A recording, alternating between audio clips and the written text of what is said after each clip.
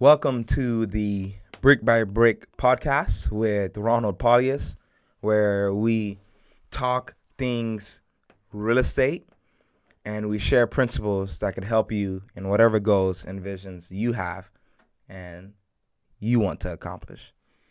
I want to talk a little bit today about real estate, what it is, when to do it, when not to do it. Well, no, I'm not going to talk about that now, actually. Just what it is. I have my iPad here, trusty iPad. Let's get red on here and let's talk about real estate. When I talk about real estate here on this podcast, I'm specifically talking about residential real estate.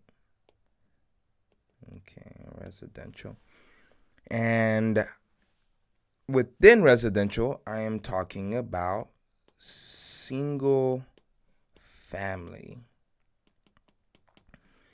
I think sometimes people get overwhelmed with the forest they're looking at because there are so many things you can do with real estate.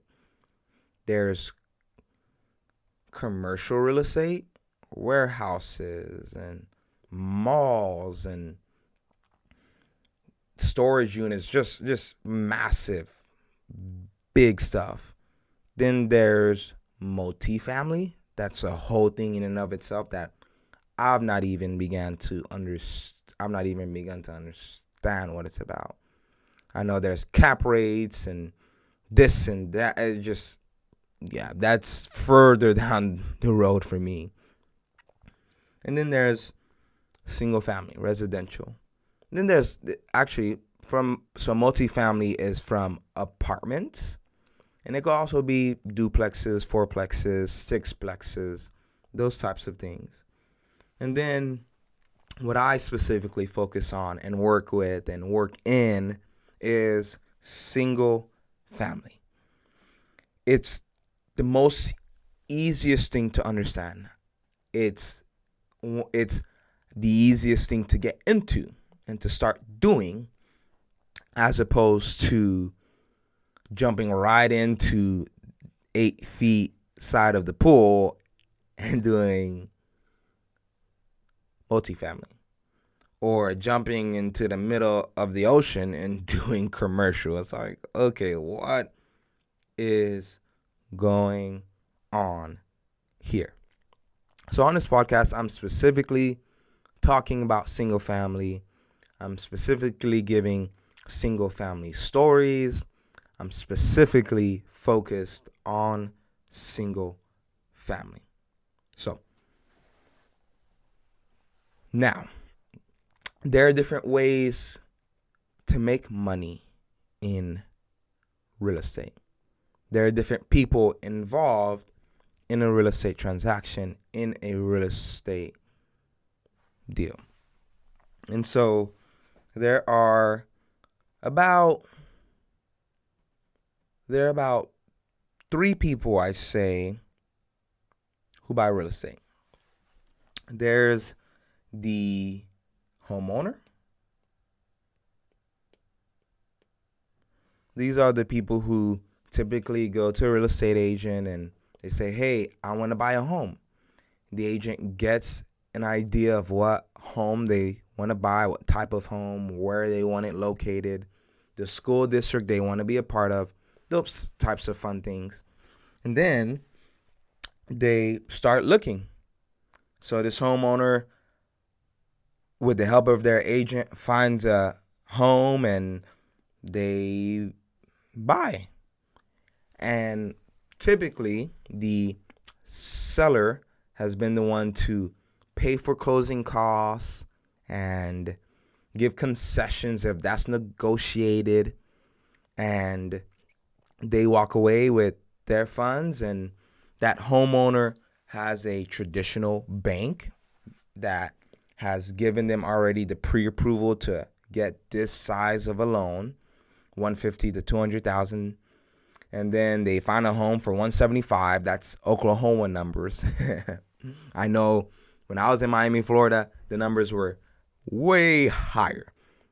I lived for a period of time in Hope Sound, where I went to Bible college, and on one side of the street, this is Southeast Gomez Ave. You can look this up. On one side of the street, houses were about 500, $600,000 ish in that area. On the opposite side of the street, houses were at 1 million, 2 million, because they had docks and there was water. And so location changed the price. Here in Oklahoma, though, we're at that 150K to 200K, at least in my specific area, even lower. And so they got that pre-approval. They found their dream house. They move in. The other, I'm going to put here, the other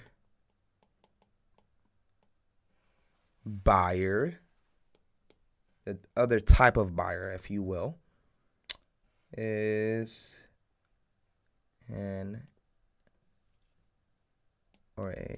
fix and flipper.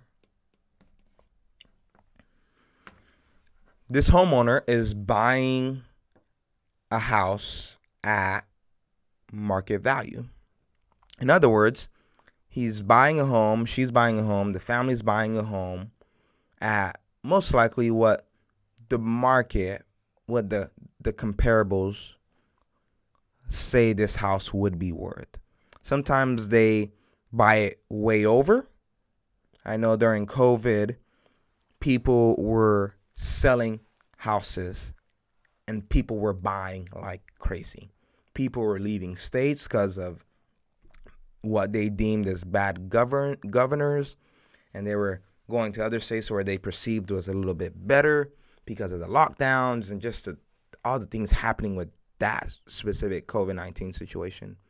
And I've heard stories of people buying houses cash over asking price, going $20,000, $30,000 over asking price. And at that point, it was like the seller just sat in a chair and whoever bought the most cash won. And so the market's kind of, it's no longer a seller's market. August of 2024. It's not even a buyer's market, I would say. Interest rates are close to 7 to 8%. Back then, interest rates were 2. I even saw the high 1%, 3 to 4. Things have doubled since then. So this homeowner is buying at top dollar, if you will. This fix and flipper, this other person who wants to buy in real estate, is wanting to buy at what they call a discount, meaning they're not particularly going to the homes where a homeowner wants to sell for top dollar. Because a fix and flipper, what they want to do is they want to get into a home at a discounted price, meaning a homeowner who has a situation where they have to sell, they want to sell, and the house is so damaged, meaning it needs a new roof, it needs a new water heater, needs new AC. Some of the houses I'm working with have one particularly has major plumbing issues. And so the homeowner still wants and needs to sell to get something out of it, but they can't go on market. No agent, or very few agents, will list a raggedy, beaten up, broken house on the market and give showings. And so this homeowner is buying to live in the home. The fix and flipper is buying to fix it up and resell on market, and he's wanting to target homeowners. Okay? Because a homeowner cares about what the house looks like. They want a beautiful home. They're typically not going to go in and do major repairs. They want a home that they could it's move-in ready. The fix and flipper buys at a discount because the one living in the home doesn't have the resources to fix it up, doesn't have the energy, doesn't have the strength, doesn't have the money, doesn't have the knowledge sometimes, and just wants to get out of it. So the fix and flipper buys at a discount, fixes up the property sometimes, and then there are several different types of fix and flippers.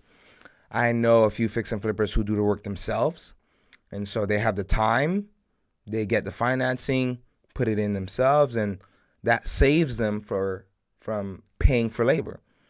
Then there are fix and flippers who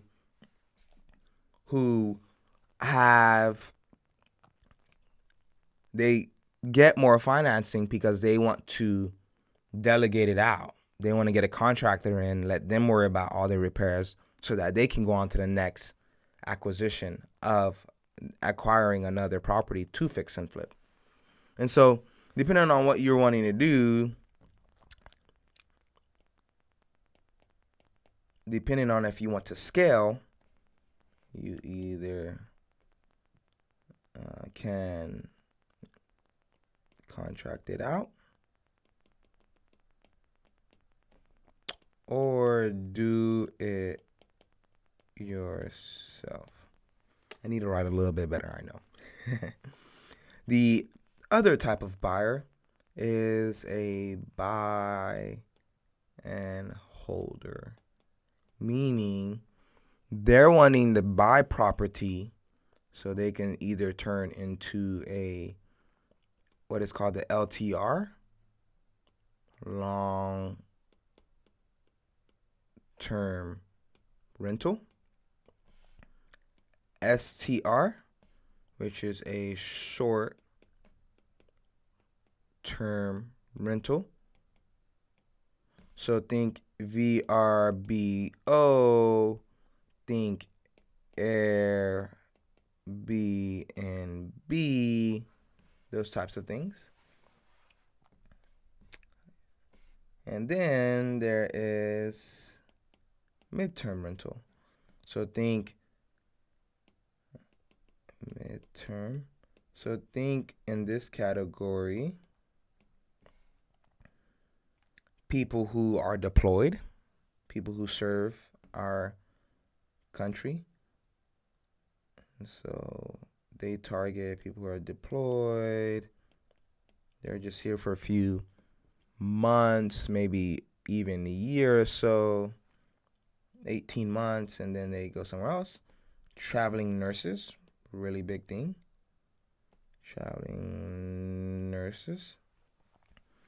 I know during COVID, I had a friend who was a traveling nurse, and he paid buku bucks for rent at a place, and he was considering just getting a camper so he can drive around and live in.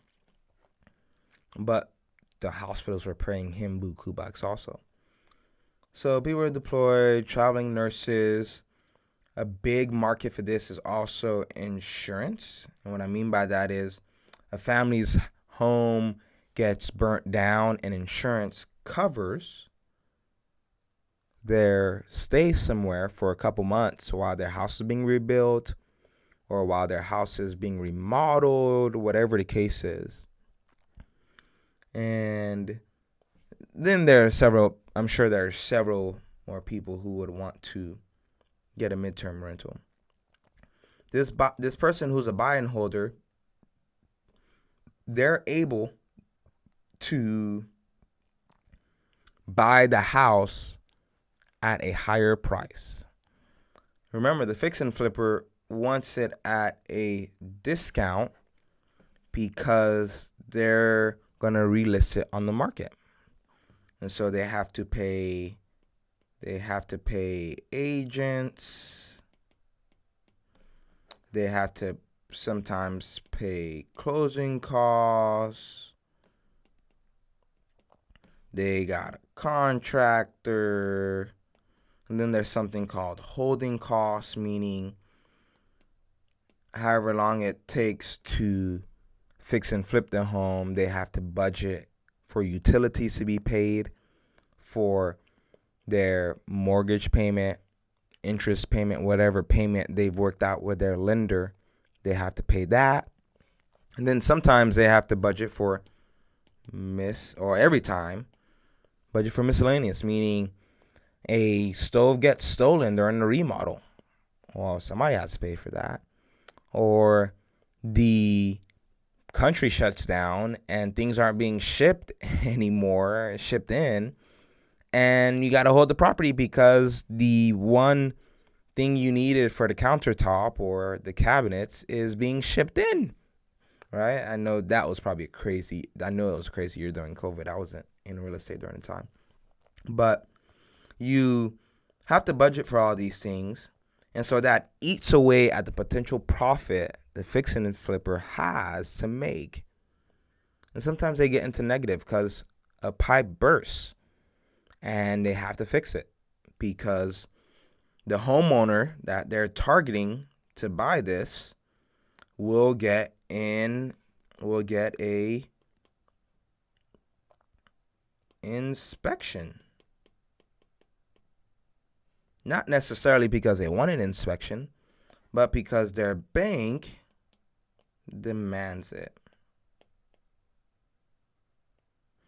If the bank's going to loan on a house, they have to make sure their interest is protected.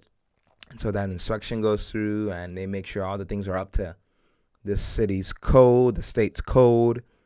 And so the fix and flipper has to make sure things are up to code. They can't leave a hole here, let the cast iron plumbing be leaking here, leave a hole in a roof there. They have to make sure it's up to standard.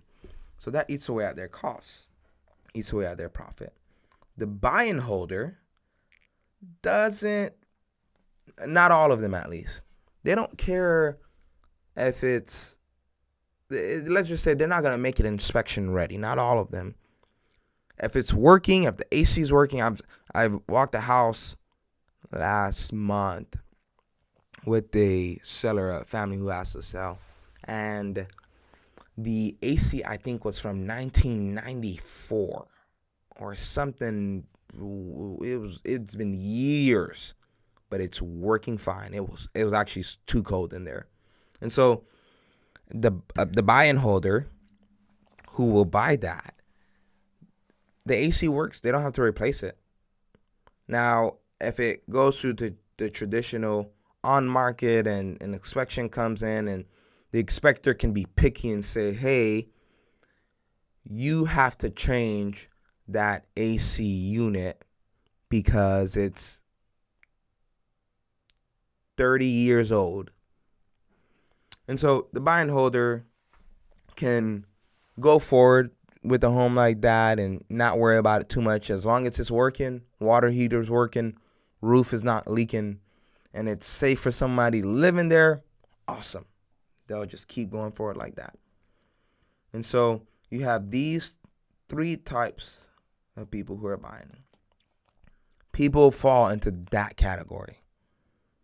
The type of buyer varies and changes. I know people who are homeowners and they're looking for a place to stay and it's because of work.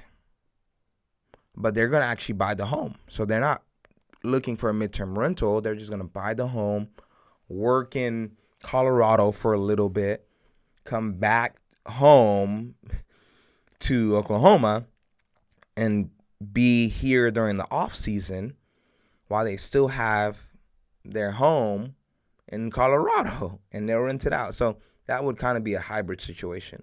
But everyone fits into one of these categories, if you will, in regards to the reason they are buying.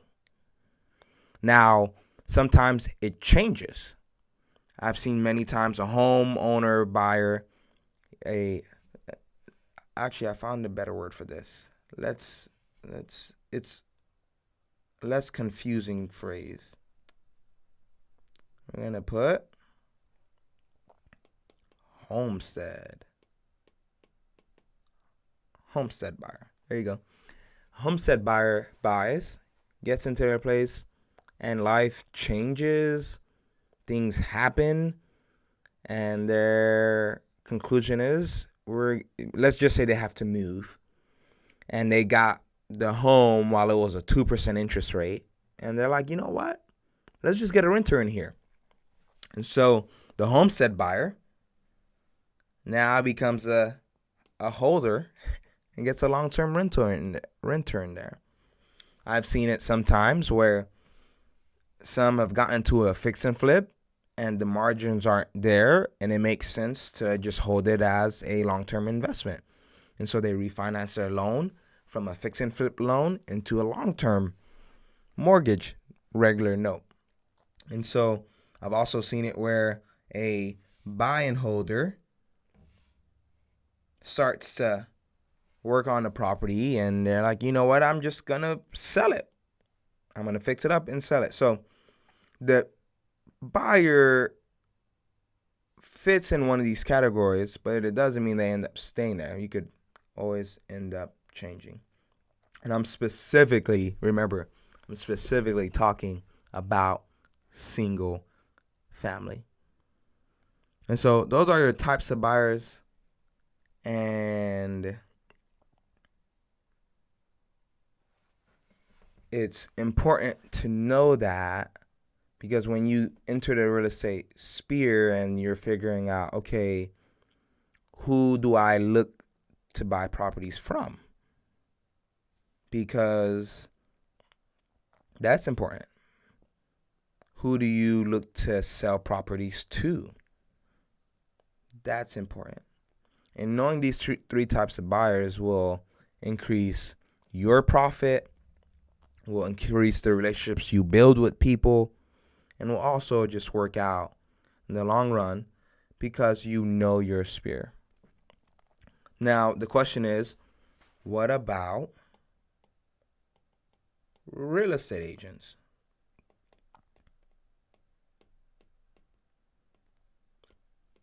How are they related, or where do they fit into this puzzle of real estate?